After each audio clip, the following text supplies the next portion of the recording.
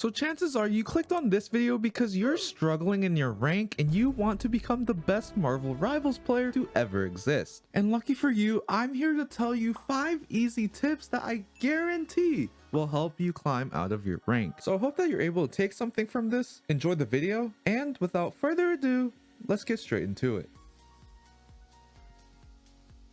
Now the first thing and arguably one of the most important things when ranking up is taking accountability. Now don't get me wrong, I've had my fair share of horrible teammates as well, just like you. But eventually there's gonna be a point where you're on a fat losing streak and you gotta question, was it you? And a lot of people these days don't want to take accountability because of their fat ego. Your healers, tanks, and DPS can't consistently always be bad because you are the common denominator in every single match that you lose. But once you've accepted that and can self-reflect upon yourself, I promise you that ranked will be a lot easier for you. And once you've gained the ability to self-critique yourself, I'd say the next important thing is being able to play 2 or 3 characters in each role. Eventually, if you make it to Diamond, hero bans are introduced by this rank, and you don't want to be the hella crutch that gets their hero banned and you're absolute dog shit at every other role. Not only that, but being flexible for your team can be very useful if you're having an off day on DPS and you want to swap with someone to play like support. Because believe it or not, sometimes the players on your team can be better than you. This isn't all the time, but being able to carry games on another role can also be very beneficial for you in the game sense area. And this leads me into the next tip that I want to give you is studying the game. Now I get it, you come home from a long day at work or school and all you want to do is just mindlessly play the game. But if you are really serious about ranking up in this game, this is a requirement for you to do. Now you don't have to play for hours upon hours to learn all the hero interactions and all that, but playing different characters in like quick play or even low ranks can help you long term once you get higher in the tiers. For example, I'm a Black Panther main, and since I've flexed to other heroes, I know people like Hela and Hawkeye being 250 HP heroes can die to my spear dash combo, or that if Invisible Woman uses her disappear defensive ult, Moon Knight's ultimate actually out DPS's the healing, so you can counter this ult with your own ultimate, which should then tell you how you should be positioning yourself based on this information. Now those are just a couple of examples that I threw out there, but like I mentioned before, playing other heroes directly helps you with getting better on your main character, which leads me into the next important thing, being ultimate / cooldown tracking. This is kind of a 2-for-1 tip, as this also involves positioning, which I'll get into more detail a little later. But if you did what I said before and studied the game, you'll know at least the important cooldowns to keep track of, like Mantis Sleep, Luna Freeze, Magneto Bubbles, and so on. But seeing and hearing these cooldowns going offline helps you know when to engage. Like if a Mantis whiffs her sleep, she can't use that for 15 seconds, which means she's quite vulnerable, so you should just be going apeshit on her if you're able to do so. Or knowing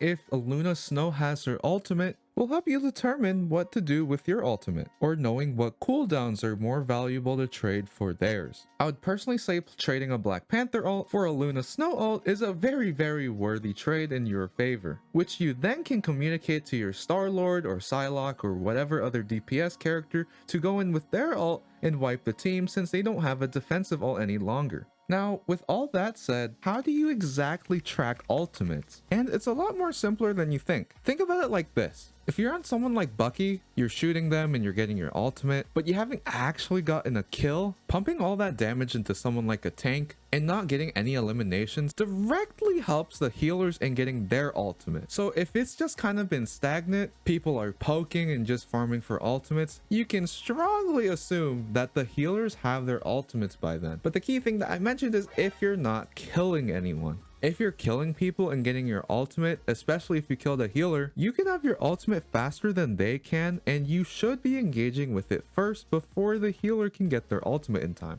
And at the same time, as much as you want to shoot people, if you already have your ultimate and you know they don't have their healing ultimate yet, you shooting them without a real purpose or any intent helps the healers defend themselves against your ultimate. That's just something to think about. And on the other side, if you're a healer and you know that the DPS have their ultimates, it should tell you as a healer or any other character how you should be positioning yourself. Another example is that if they have something like Moon Knight Groot combo, you don't want to be too close together and just a tiny bit spread out so that the Groot has a bit of trouble trying to get the quote-unquote perfect grab. Not only that, but if they do manage to grab you and you're someone like Luna Snow, with the knowledge that I said before, you know that if you get ulted by Groot as Luna Snow, you should not ult this to try to save yourself because Moon Knight will kill you anyways, so you can just save your ultimate for the next fight. Now, I know I mentioned a little bit about positioning, but in my opinion, there's basically two things that you should be asking yourself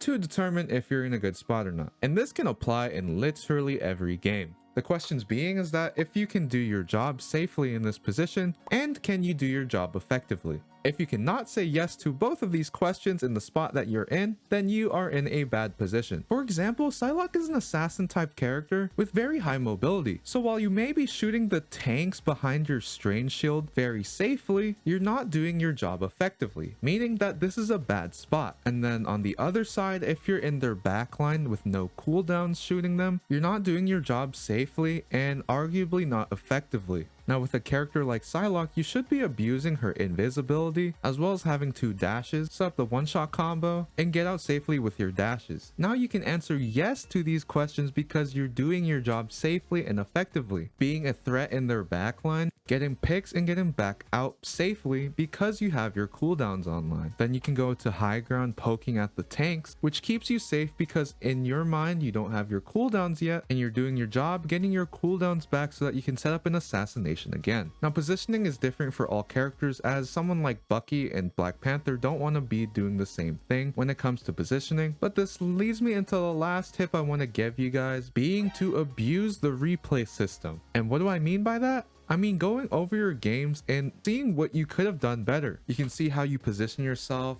why you died in places, and doing this can make their losses become more apparent about why you lost. Now not only should you be noting why you die in places, but also take note about things that you did well in, like why does my Black Panther do so well on this part of the map? Why am I able to execute this play so often compared to a different play that I try to make? And if you even ask all these questions and are still confused about what you're doing wrong, I highly recommend going to the leaderboard, and anyone on the leaderboard with a public profile, you can check their match history and watch how they play. For example, I just chose the rank 1 guy at this time and I want to get better at Bucky. So I go to the guy playing Bucky and try to take note at every single thing that he does and how he does it. His engagement timings, how he sets himself up, and so on. These guys are in top 500 for a reason, so trying to emulate what they do will help you become better at the game. And that's about all I can give you guys to help you rank up in Marvel Rivals. Now, if you want more in-game examples on things such as positioning and want me to dive deeper on that topic, let me know down in the comment section if you want that. And if you enjoyed and learned something new from this video, please feel free to like, sub, and share. This helps me out a lot more than you think, and I really do appreciate it. Comment the tip that you enjoyed, or if you think I smell funny. And with all that being said, take care of yourself, take care of each other. Peace and love, baby.